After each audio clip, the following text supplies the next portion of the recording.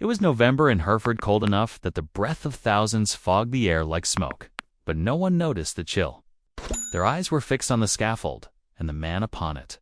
Stripped naked, hands bound, skin already torn from the lashes, Hugh Despenser, the king's most hated favorite, was screaming. Not in anticipation, not yet. He was screaming because he knew the noose was not meant to kill him. That was mercy. And mercy had been outlawed. He would die in pieces, and each piece was a message. Great, here's the beginning of the full script for Hung. Gutted and left for the crows, the royal traitor who screamed for hours greater than the brutal execution of Hugh Despenser under Queen Isabella's revenge. He was born with a name, but earned a curse. Hugh Despenser the Younger, son of a modest nobleman, came into the world in 1286. A second son in a land ruled by primogeniture and blood politics. Hugh should have lived his life on the periphery, managing estates, fighting wars that weren't his, perhaps dying anonymously in a muddy ditch near the Welsh border. But Hugh was ambitious, too ambitious, and his ambition found a home in the most dangerous place in England, the bedchamber of King Edward. By the time Hugh had reached his 30s, he had become more than just a noble. He had become the king's confidant, advisor, and some whispered his lover. He was tall, handsome, calculating. The kind of man who studied a room not for exit routes, but for weaknesses, lords, who laughed too hard, queens who smiled too little, servants who saw too much. When Hugh arrived at court, he was a minor figure. But soon, titles rained upon him: Earl of Winchester, Chamberlain of the Household, Constable of Dover Castle. Every scrap of royal favor was handed to him with a velvet glove and a dagger hidden beneath. And yet, it wasn't just what Hugh took that made him dangerous. It was what he destroyed to keep it. The court of Edward, too, had never been known for restraint.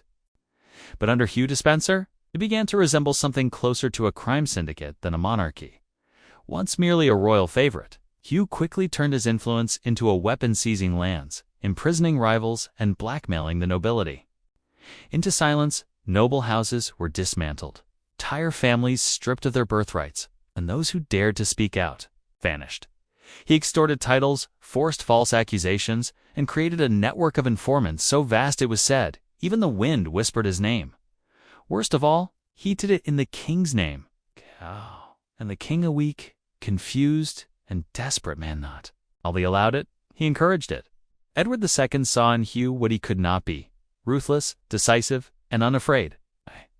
Where the king failed to command respect, Hugh demanded it, with gallows, if necessary. He even found ways to profit from war-charging barons for the privilege of defending the realm. When Welsh rebels threatened the border, Despenser didn't ride to battle. He bought up the confiscated lands of his enemies, and the crown would never say no. It wasn't governance, it was plunder in royal robes. Even those once loyal to Edward began to whisper of revolt. And through it all, one person watched in cold silence: Queen Isabella. She had been dismissed, humiliated, and betrayed. Hugh had stripped her of power, separated her from her children, and dared to wear the king's authority like a cloak. He mocked her in court, reduced her to ornamentation. But Isabella, the She-Wolf of France, was not a woman to be discarded, and her revenge would be epic and soaked in blood. They thought she was broken. For years, Queen Isabella of France had been humiliated in silence. Cast aside by her husband, was publicly mocked by Despenser. Stripped of authority, forced to live in the cold shadows of court, she endured the ridicule of a kingdom that once hailed her as its fairest jewel. But what the court mistook for passivity was strategy. By 1325, Isabella saw her moment. She was sent on a diplomatic mission to France, ostensibly to negotiate peace between her husband and her brother, King Charles IV. But once across the Channel, she refused to return. And she did not come back alone.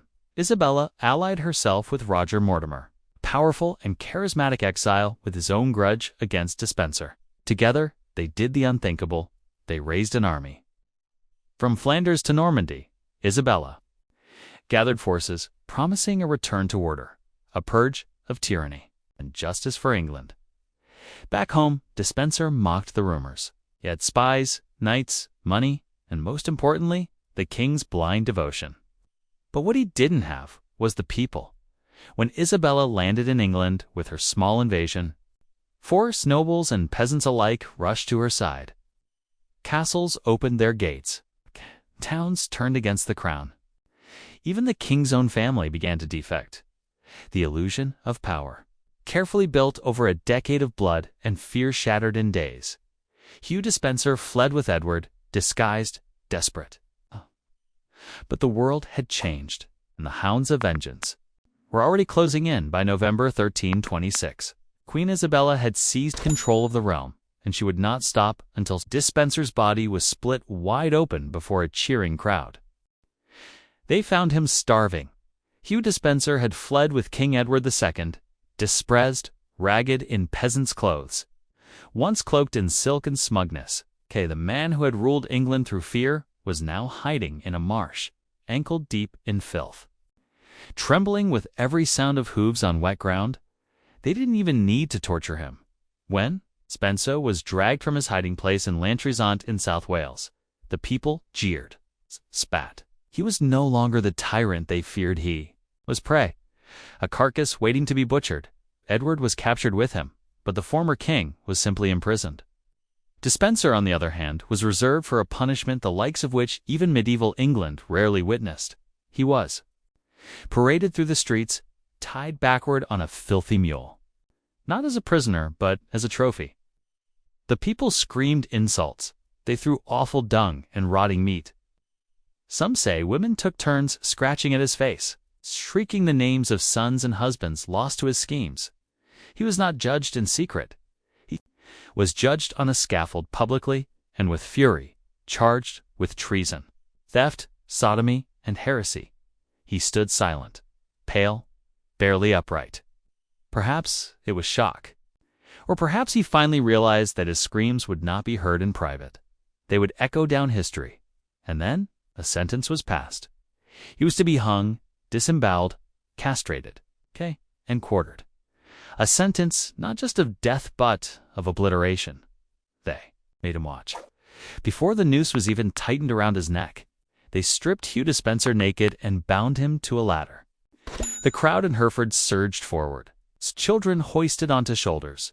Vendors sold cider. A noble stood in silence, stone-faced, righteous. It was not merely an execution. It was a ceremony, a reckoning, cup performance. He was hoisted by the neck, not enough to kill him, just enough to strangle. It's long enough for the world to turn. They found him starving.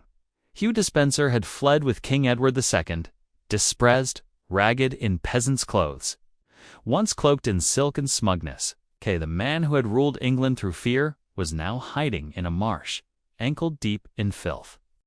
Trembling with every sound of hooves on wet ground, they didn't even need to torture him.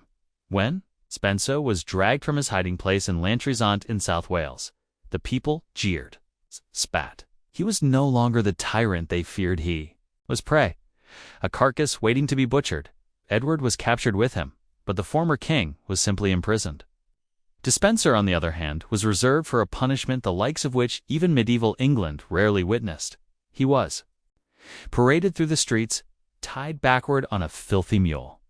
Not as a prisoner, but as a trophy. The people screamed insults.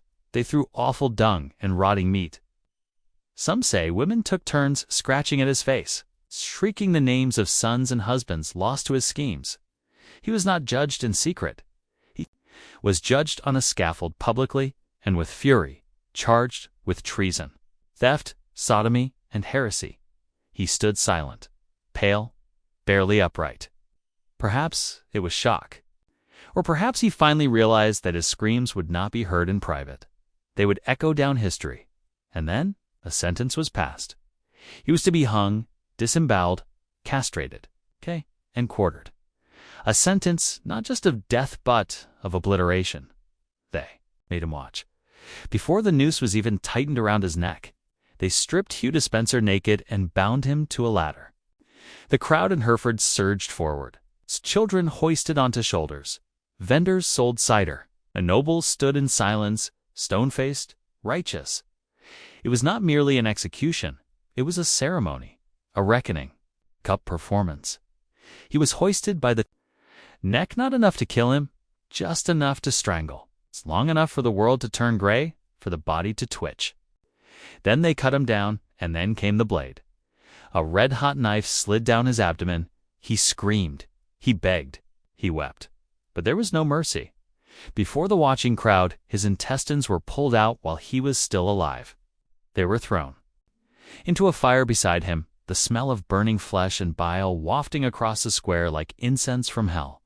His genitals were hacked off and cast aside, a symbol of his perversions, they declared, and still.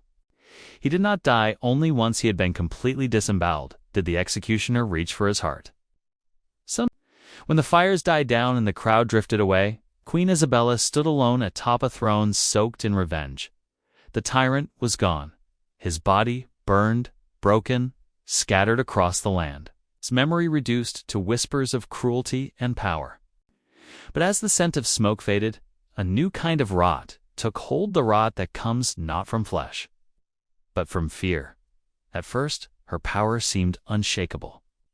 The nobles, still drunk on the spectacle of Despenser's downfall, rallied to her side. She ruled alongside her lover, Roger Mortimer, with a steel resolve and a silken tongue. For a time, it seemed that justice had won, but the line between vengeance and tyranny is thin, and Isabella crossed it. Where once Despenser manipulated the crown, now Mortimer did. Where once Edward ruled blindly, now Isabella ruled with cold detachment. The people had traded one tyrant for two, and Edward III, her own son, watched quietly, waiting. The same child who had seen his father humiliated, his kingdom torn apart, now saw his mother become something far more terrifying than a fallen king. And while Isabella thought she had silenced the demons of Despenser's reign, she had merely passed the torch. Soon it would be her turn to feel the weight of betrayal, because blood that is spilled in rage never truly dries. For 2 years, Queen Isabella ruled in the shadow of her vengeance, and Roger Mortimer, her lover and co-regent, basked in the power that had once belonged to the king he helped destroy. But what begins in fire often ends in ashes.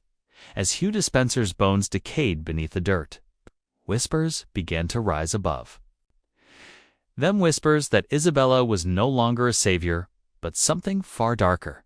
Her rule grew distant. Mortimer grew arrogant. He enriched himself, punished rivals, and even had former allies executed without trial.